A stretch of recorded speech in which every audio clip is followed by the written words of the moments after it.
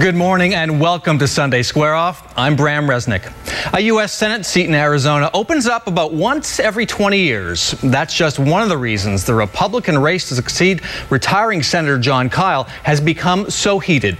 Businessman Will Cardin is facing off against East Valley Congressman Jeff Flake. Cardin was my guest on Sunday Square Off on May 13th. Today, I'm pleased to welcome six-term Congressman Jeff Flake of Mesa to Sunday Square Off. Good to see you again, sir. It's good to be here. Let's start with the news of the week.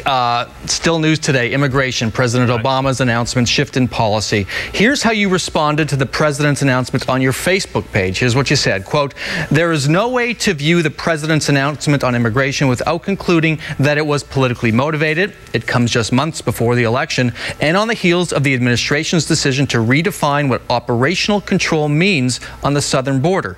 If we aren't achieving it, let's just redefine it." Nice diversion. Your Republican colleagues from Arizona, as well as your opponent, Will Cardin, were much tougher. They labeled the president's plan amnesty. Is it amnesty? You know, what it is the president could have been working with Congress for years here. He's been in office about 3.5 years, and only 5 months before the election does he come out with this proposal. It's not a long-term solution. There are a lot of people who are working on long-term solutions. Marco Rubio is one. He could have gone to Congress and worked with us here. Instead, he diverts attention from what he's doing on the border or not doing on the border, and that's, as I mentioned, he's redefining what operational control means, and that is not good for us. In Arizona, we need a secure border. Nobody's going to trust the federal government to move ahead with some of the other items until we have a more secure border. But with all due respect, that sounds like a political diversion itself, because the question is, do you agree that what he's doing is amnesty? No, I agree that there is a problem with what we have with children of people who came here illegally. Everyone recognizes that's a problem. Everyone recognizes that we need a long-term solution. What the president is offering is not a long-term solution. Indeed, it could end as soon as a new president takes office in January. That's why it baffles us that he wouldn't come and actually say, all right, let's sit down and work on this problem. Instead, he comes out with what is essentially a political move. But it sounds like you do agree that a DREAM Act-style solution needs to be part of some kind of larger immigration solution. What I'm saying is nobody faults a child who was brought here by his parents or her parents. Nobody faults that child, and you've got to find a solution that doesn't penalize that child, but also doesn't offer the wrong incentives.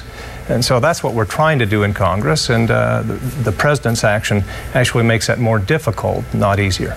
You were for the DREAM Act, I think, going back to 2004. You put forward the STRIVE Act in 2007. Let's listen to your partner on that, Democratic Congressman Luis Gutierrez. Here's what he said last weekend about that immigration reform plan that you co-sponsored with him.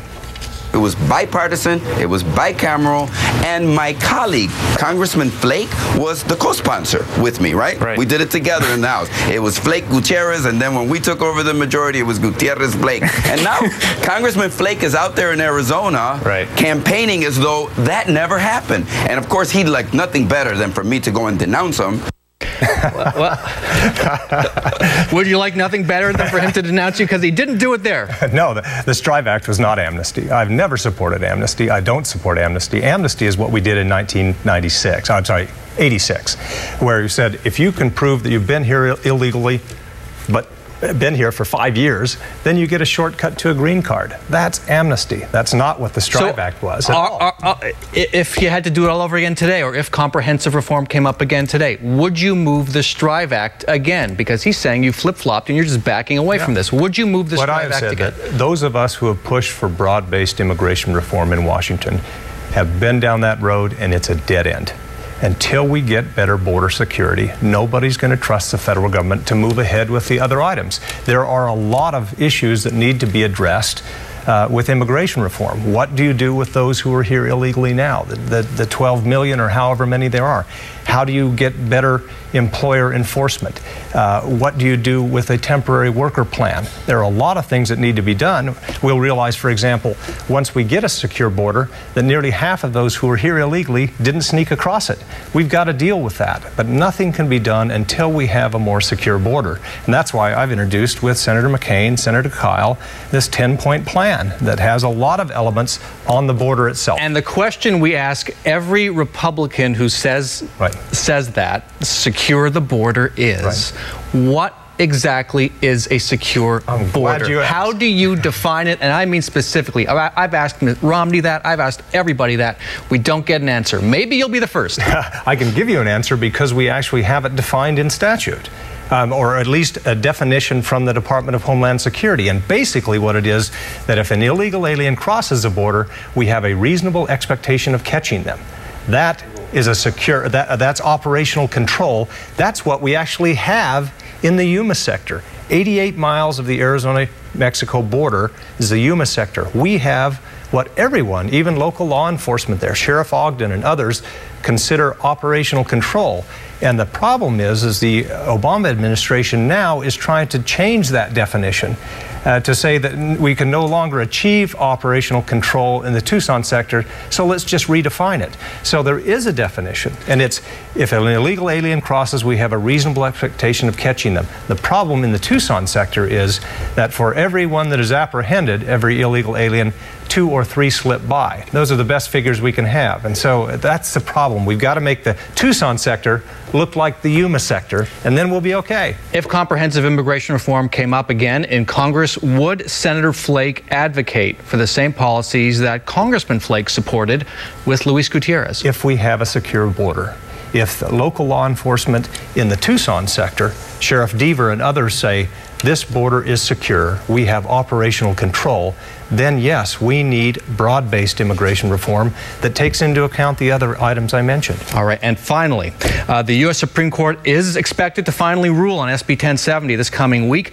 2 years ago, you told the Arizona Republic's Ed Montini that you hoped SB 1070 would take effect because you said, then we would see that it is not the answer and we could move on toward an actual solution. Would you say the same thing if the court upholds SB 1070 this week? Well, I have said consistently that I hope the court does uphold SB 1070.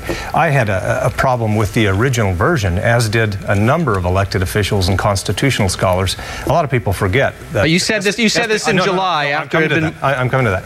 But initially, I said that it was imprudent. I believe that. I probably should have used stronger language.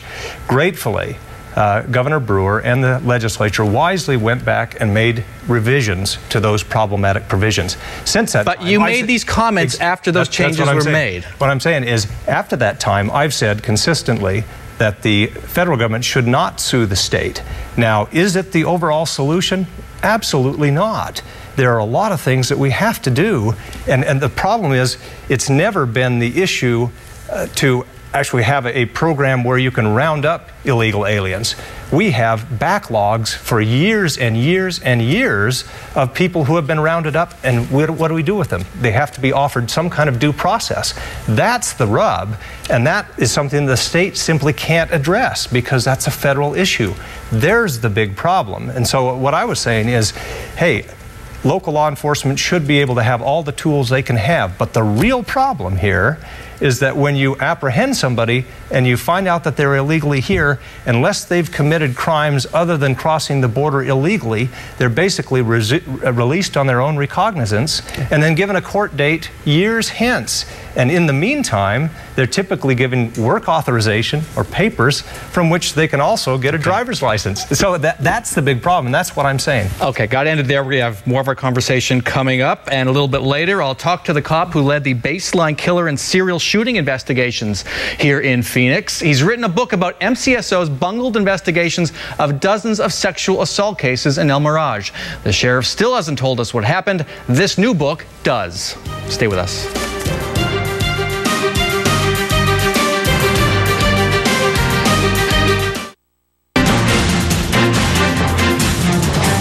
I was sitting in our second appropriations meeting yesterday, and I thought, you know, I wasn't this lonely on that island I was on for a week. I mean, it's a different deal.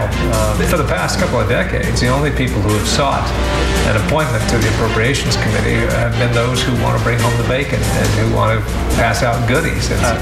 And that was Jeff Flake talking to me last year about being the odd man out on the House Appropriations Committee, the congressman who's fought the lonely battle against earmarks for years, a congressman who does not want to bring home the bacon. History tells us interest. If you win, you'll be in the Senate for quite a while.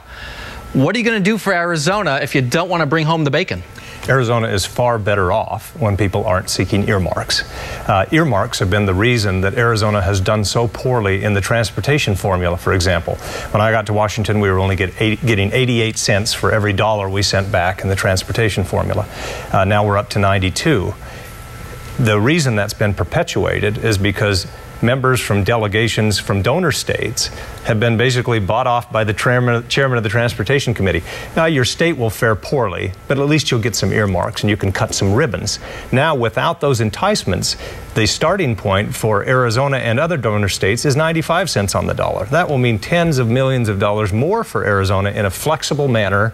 I'm not just directing it as a member of Congress. That's a good thing. Okay, so you can be the highway senator. You know, Senator Kyle is big on water issues. Senator McCain big on defense. What is a Senator Jeff Flake going to be big on? Well, one, I'm going to continue to be the person that stands up for fiscal rectitude, no matter who's in charge, my party or the other party. That's what we've got to have if we're going to deal with this debt and deficit that we have.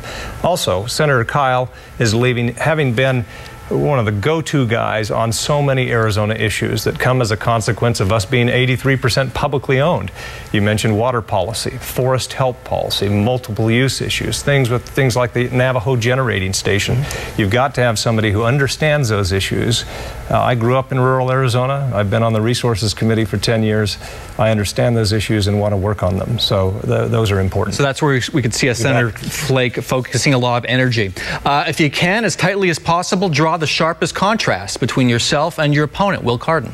Well, I have a couple of opponents, one of whom is Will Cardin. One is the role... He's the one spending millions of dollars against you. I think he might be the most significant opponent. Let me just mention one.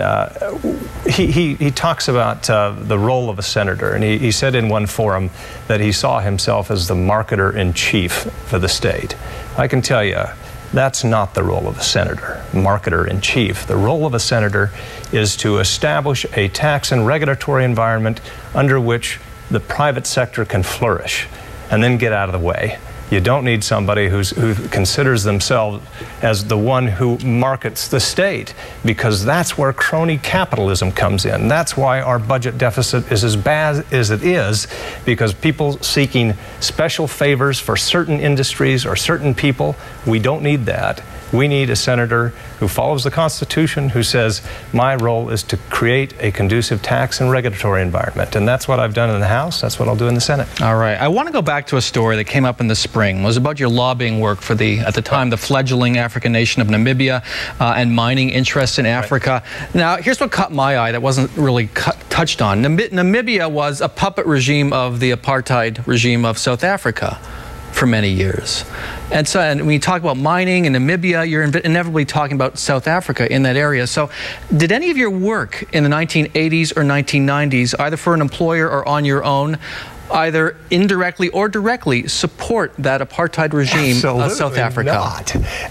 Namibia was a victim of South Africa's oppression in that fashion. South Africa governed Namibia after both the League of Nations and the United Nations did not recognize the United Nations authority over it. So when I was there, it was so Namibia could become independent from South Africa. Mm-hmm. That was a joyous time for everyone. Namibia could be on its own, and my role was to help them develop economically so they could stand on their own. The puppet of South Africa, they were a victim of what South Africa had done. They wanted their independence, and that's why I was excited to be there. I'd lived in South Africa. I'd lived in Zimbabwe before that. Believe me, people wanted to move away from apartheid. And certainly, so people who say Namibia as a puppet regime, it was the victim of what South Africa did. And so there were no South African interests at all involved in anything you did in that area. And I ask because the news reports of the time show there were South African interests involved in trying to get Namibia to go a certain way. The last thing we heard as well is that this is somehow working for Iran because during the Shah's time in the 70s, frankly, I'm not so much interested in the Iran piece. It is the South Africa piece that is intriguing because of the politics of that time. Let me tell you, I lived in South Africa under apartheid. I was there for nearly 2 years. It was an awful system. I think everybody wanted to move away from that, and me certainly. for anybody to suggest that I in any way countenanced what the South Africans were doing or the policy of apartheid is offensive. Anyway, I just, when I hear that line come up, it just baffles me completely that anybody would look at any of my record and try to suggest that somehow I was in line with what the South Africans wanted when it was my role to make sure that Namibia could stand on its own, independent of South Africa. Okay, I just wanted to ask that question. Thank you for asking. It's been something I've wondered about ever since I saw that story. Finally, 30 seconds, your pitch to voters in the Republican primary. We've got to have somebody who goes to the Senate who recognizes that the biggest issue we have is the debt and the deficit. Bob Gates, our former Secretary of Defense, was asked just before he retired, what threat keeps you up at night? People thought he would say Iran or Pakistan or Afghanistan or Al-Qaeda in the Arabian Peninsula. He said the national debt, because unless we get a hold of that, we won't be able to fund any aspect of government, including defense. We've got to have people who will stand up, regardless of who's in charge, and say enough is enough. We have to have some fiscal discipline here. And also, we've had a great representative in Senator Kyle. Some people, I know the term career politician is thrown around and thrown at people like Senator Kyle and others saying, you know, you ought to get them all out of there. Senator Kyle, I'm glad for all the time, every Arizonan is glad for all the time he spent there doing good things for the state. We need somebody who has the same commitment. All right, Congressman Jeff Flake, best of luck to you. Thank you. And thanks for joining us. When we come back, the story of the botched sex crime cases in El Mirage from the cop who wrote a book about it. Stay with us.